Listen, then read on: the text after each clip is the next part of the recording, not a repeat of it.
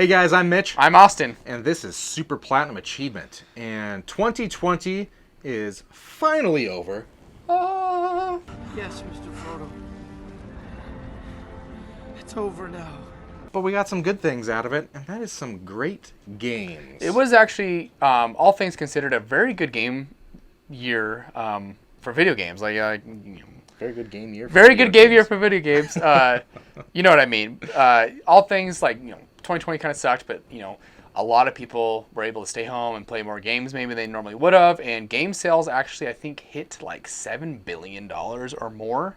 I think it might have hit an all-time high. Yeah, it beat both movie and television and everything. So, yeah, because movies halted and games, But it became the new thing. was billions of dollars in revenue this year, which is huge. But obviously, people were home more than they were used to and got a chance to play a lot of games. And a lot of games came out, I believe, at the exact right time for the pandemic. So, yeah. Not like it was planned or anything, but right. It just ended up working out that way. And we have compiled a list of the best, in our opinion, of 2020 for video games. And some of these might not be what you want, but it's also our list. So we got to decide what's on the list. Yep, and it's just the two of us, and this is not our full-time gig, so we didn't get to play every single game out there, unfortunately, including some of the best ones according to critics, but we threw those in there as honorable mentions, which we'll tell you about at the end here. But at number 10...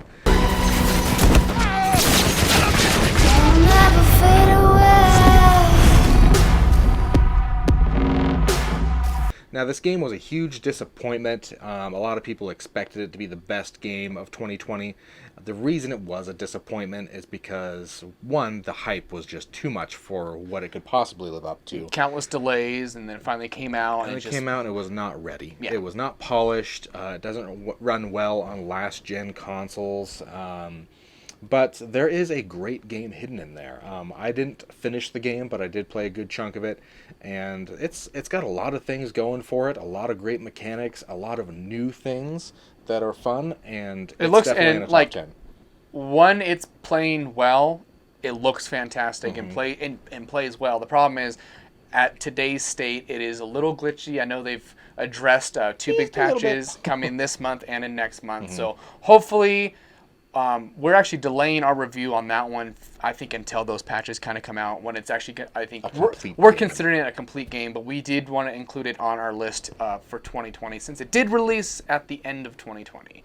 And yeah. And number 9. We could have killed you. Maybe you should have. Now, out of the hundreds and hundreds of games I've played, this is one of the most well-polished and most beautiful games I can imagine. Where it fell short for us, and this is 100% opinion, is the story. We just weren't a fan of the story and how the game took a dive. Yeah, and before you jump on your keyboard and call us bad names, we had a full review of this if you want to check it out to know why we don't like the game. For both of us, it just got boring. Yeah, where it took the turn, we weren't a fan. So, but we felt like we could not include it in the list because it was such a big game of the year, and it was fun to play. I mean, the first 50% of the game was phenomenal. If it would have continued on that path, definitely would have. Or been even top just 3. even if the end just was done a different way, right. It would have, I think, been a better game. But number 9, yeah. Number 8, however, is coming out a little left field. I know a lot of people haven't even heard of this game, but I have played. Probably this is one of my most played games of 2020, and that's Phasmophobia.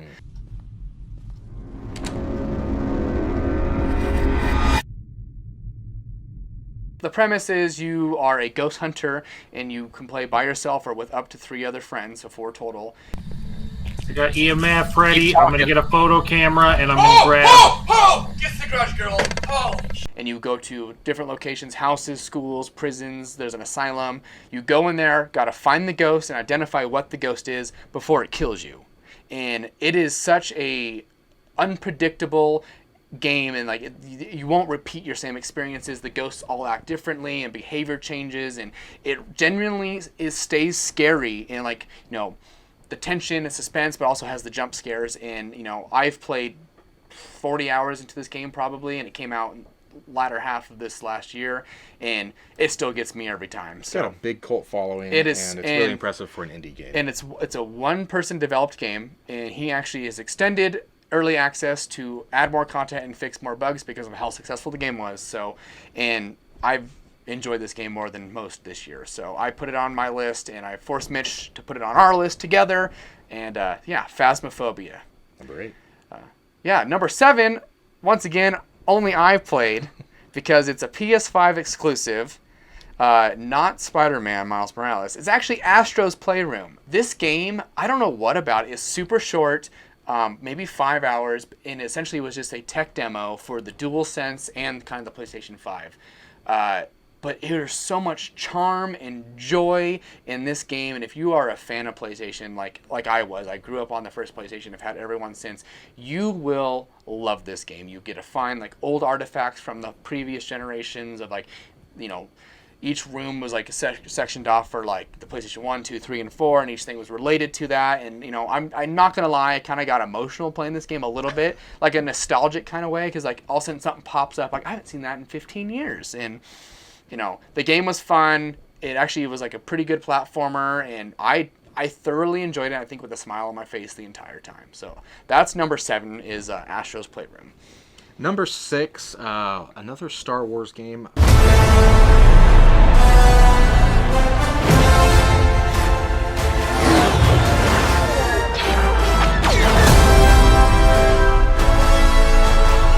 This was such a well done game for the pilot, fighter pilot for a flight sim. Yeah. That we never really got with the Battlefront games. That everybody's like, oh, I want to fly more, spaceships, and they never got space battles. And then they did, Jedi Fallen Order, really good ground gameplay. Oh, fantastic game. And then they did this one, which just nailed the flight sim. So much fun. And it's not just like a pick up a controller and you can fly. It takes getting used to how to fly there's these definitely ships. a pretty good learning curve because, it floats differently in space, I guess, is what you can kind of say, because it's not like normal There's no horizon. It's gravity. just- Yeah, exactly, because you're like, which way am I facing? But it doesn't actually matter, because you can be upside down in any way and you're flying correctly, and that's Yeah. just the beauty of this game. It was just so open. You could kind of go, like, obviously you're confined to more of a battle space, but it was just, you could approach it any kind of way you wanted to do it. You could pick whatever ship you wanted to use for that mission to, like, you want to be more of a support role, you want to be, an attacker, and it looked great, sounded great, and it was super fun. And it had a pretty good story in Yeah, there, too. I enjoyed it. It was despite just being a flight sim, it added a lot to it. It was a lot of fun. I think the story ended up being about 8 hours for me, maybe longer, maybe 14. Probably more than that, I think yeah. I ended up being like 14, which is, I can't complain about that, especially when it was a $30, $40 game, and, has a full online, but, the campaign was great, so. Yeah, and boy, playing online, it's brutal. Yeah, there's some good people out But there. that's our number 6, Star Wars Squadrons. And at number 5...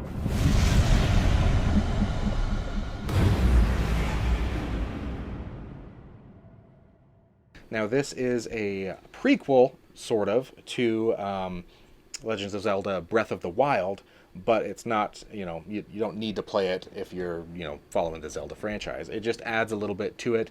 It's a fun hack and slash casual style game. Isn't it like a Dynasty Warriors-esque style? It's in the Warriors Yeah. series, Dynasty Warriors. Obviously, there's the original Hyrule Warriors that came out on Wii U and then was re-released for 3DS and then later for the Switch. So same style, but they added a lot more. The gameplay got a lot better. It was a lot of fun. It is multiplayer co-op, so it's couch co-op, so you can play with a buddy or your spouse / girlfriend, boyfriend, whoever. And I just want to throw that in there. We actually had several games this year that was definitely couch co-op with Buddy, and it's nice to see that coming back. Yes. I don't know if it was just due to the times or whatever, but we had several games that I played that he played that was couch co-op, and I just wanted to throw that out there. I appreciate that. Yeah. So we thank miss you. Couch co-op video Developers. games, peoples. Yeah. Number 5, Hyrule Warriors: Age of Calamity. Yeah. So number 4 and actually number 3 is what I mentioned earlier, is the games that came out at the perfect time. So number 4 is actually going to be Call of Duty Warzone. So this actually did launch in March and is a standalone title, so we actually could put it in our list. I know it was attached to Modern Warfare, but now it's moved to Call of Duty Cold War. So Black Ops Cold War, what you want to call it. But Warzone is the Battle Royale and absolutely swept, I think, the nation. It is probably one of the most played games. I think it beat Fortnite out for a couple days, if not weeks there, for most players at one time. I think Fortnite has since taken back the title. But man, Warzone, as much as all the bugs and glitches and just stupid stuff that you encounter in that game. PUBG to shame. PUBG's dead, I think, essentially. PUBG actually had a huge update, and no one's playing it still. So, because this game actually, it looks great. It does play well. It's cross-platform, Xbox, PC, PlayStation, which, is still kind of a rare thing. I know games have done it, like Fortnite, and I think Apex does it, but Warzone did it, and they're like the first. Obviously it's Call of Duty, so it's a pretty big deal. And I think this is my most played game of 2020. I will throw that out there. I think when it came out till today, you're gonna hate me, but like 12 days of playtime, which is a lot. My girlfriend probably hates me too, but Call of Duty Warzone was just one of those games we needed right when we needed it, because it came out right at the start of all this craziness, so it worked out. I think it ended up working out to its favor, but also it is a good game. Number 4, Call of Duty Warzone. Number 3 is another game along those lines, and I think this one was, if not is, the best-selling game of the year.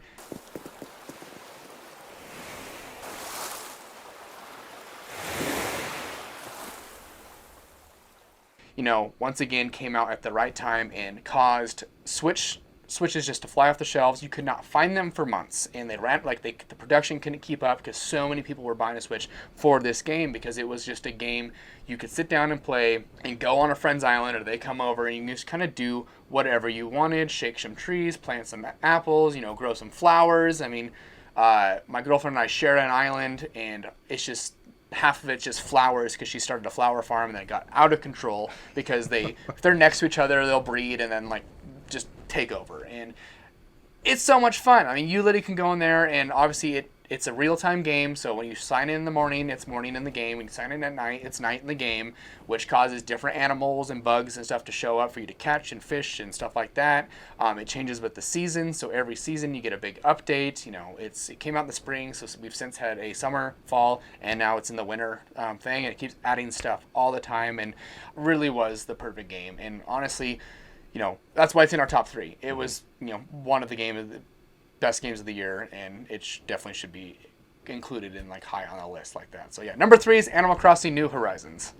At number 2, this was another late release like Cyberpunk was, so it didn't make the Video Game Awards list, but it made ours because we wait until the true end of the year to do a best games list. Now it's up to me to prove it.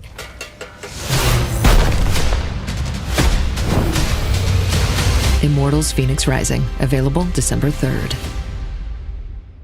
Yes. Originally titled Gods and Monsters. Yes, but I think they had some issues with a Gods and Monsters movie in the 90s or something. There's a whole drama about it. Brendan Fraser is somehow in the middle of all this controversy, and I don't know why, but he is. You can search that up because I'm not actually joking. But yeah, Immortals Fenyx Rising. He's playing on Switch. I'm actually playing on PS5. So this is. And I played on Stadia as well because Stadia had that early access demo, which is actually not the same game. It is still Fenyx Rising, but you got a special armor if you actually played it on it's there. It's a little side story, and this game really surprised both of us. I think we were expecting casual play this game, sweep through it real quick, and we are both into it. Yeah, and it is a lot of fun. I stayed up into the wee hours of the morning playing it, and I'm not proud of that, but little am. If you've played Breath of the Wild, it's essentially a Breath of the Wild clone with some Ubisoft Assassin's Creed elements mixed in because it's Ubisoft. Yeah, so obviously you climb the tall point in the area and you survey the grounds and find everything you need to do. Obviously there's the Ubisoft part there, but it's got the stamina bar like Breath of the Wild, and just the exploration like that. You got the vaults, you got the puzzles and all that stuff. And honestly, I think the vaults are really well done. they can be really challenging, some of the puzzles and whatnot. The puzzles, like throughout the world, you just find just to get just a chest are actually can be tough. I haven't had a ton of issues with this game. I had one today actually that I was playing. Is I had to open a chest and I light these two like fire braziers up, whatever, light them up, and they weren't there. So I actually had to like fast travel away, and I came back and they appeared. So I've had a couple times, and it is on Switch. It does not perform nearly as well on Switch as it does on next gen. Even on Stadia. Stadia performs so well. Yeah. But the main game I played on Switch, I mean, it's still a ton of fun, but there's a lot of pop-in textures. The frame rate, of course, is not 60 frames a second. And the colors aren't as vibrant. And then I've had some issues as well where the game has force quit on me. Okay, yeah. Which, to me, I mean, I don't think there's a reason for that, because Breath of the Wild is just as big, if not bigger, and it is much more polished on the Switch than this game is. Yeah. And that probably has to do with, a dedicated platform versus multi-platform. Yeah. So we are planning on doing a review for this one, so I don't know if we're going to talk too much more about it. So look for that in the future, probably pretty soon, because we've both been addicted to this game. It's kind of all we've been playing. So yeah, number two. Number 2, Immortals Fenyx Rising. All right, before we get to number 1, we're going to throw in a couple honorable mentions. Like we said in the beginning of this game, we have lives, we have full-time jobs. This is not our job yet, so keep supporting us and maybe we'll get there one day. Yeah.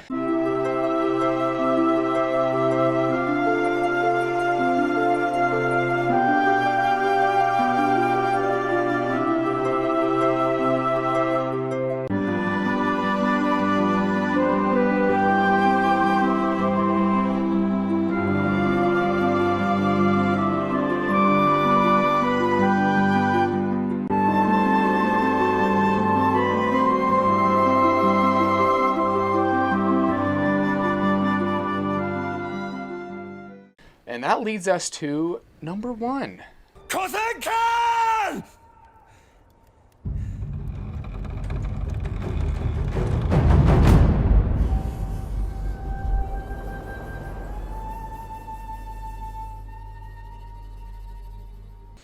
We did a full review on that, and Check we it out. absolutely loved it. 9 out of 10. I mean, we only had a small handful of things like that kind of brought it down, but overall the game was so well done. I mean, beautiful game. The story was great. It looked great. The sounds were so good. The combat was so much fun, and just It was just an amazing game. It's just enjoyable. In every aspect, and it was my first platinum game that I've ever had, because I enjoyed it so much that I wanted to do absolutely everything. A lot of games like that get tedious for me. I'm like, you know what? At this point, I'm no longer enjoying it. I'm doing it just to complete it. It never really got to that point. I think it's because the combat was always just so much fun. Yeah. Because it was so versatile, and you could straight up just go attack people or sneak or do a hybrid of both, and the story was very compelling.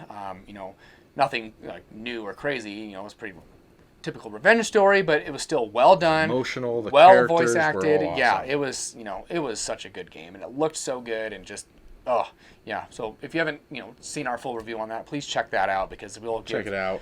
Definitely more in depth on that. We have some other reviews on there as well. And if you like anything video game related, if you're not already subscribed to the channel, make sure to hit that subscribe button. Give us a thumbs up. It helps us out a lot. We definitely want to be able to keep this channel going. Be sure to check out our Facebook and Instagram, Twitter as well. That's all at Super Platinum Achievement. We are active there, so we'll post things on there that we don't post on our YouTube channel. And we do giveaways all the time. Yes. So share with your friends. Tag your friends, get the word out there, and watch out for those giveaways. That's our top 10 video games. So stay tuned. 2020. We got some more 2020 lists coming your way, so be checking out those probably shortly after the release of this video. We got next day or so. Yeah, a couple more in the pipeline maybe. So, of the last year or last generation maybe. I don't know. Wink, wink, hint, hint. We'll see. We'll see. But yeah, be sure to check those out. And we'll see you next time on Super Platinum Achievement. See ya.